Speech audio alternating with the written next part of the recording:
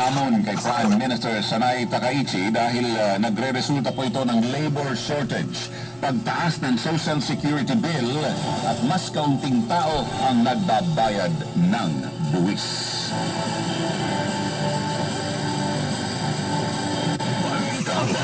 Balitang Sports.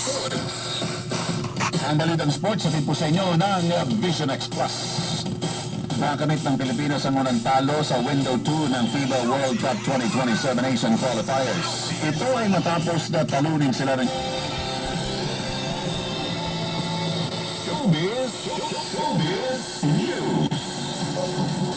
Ang Showbiz News ay po sa inyo ng Premium D3 Coffee. Inisyuhan po ng National Bureau of Investigation o NBI ng Sabina ang celebrities na sina Michelle D., Rian Ramos at beauty queen na si Samantha Panlilio.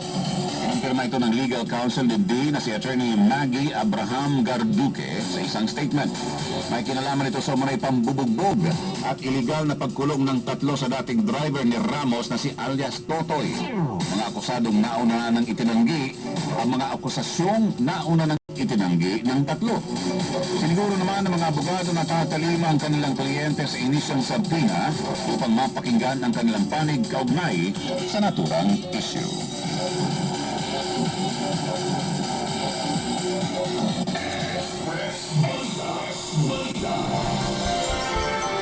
At yan po ang kabuuan ng mga balitang nakalap ng XFM 99.5 News and Current Affairs ngayon pong araw ng Biyernes, ika-27 araw ng buwan ng Pebrero taong 2026.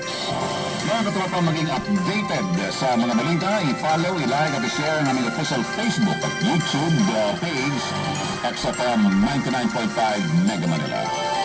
Para sa nagkakaisang Pilipino, para sa Pilipinas, ako po inyong katropa, Jupiter Torres, para sa XFM Express Balita.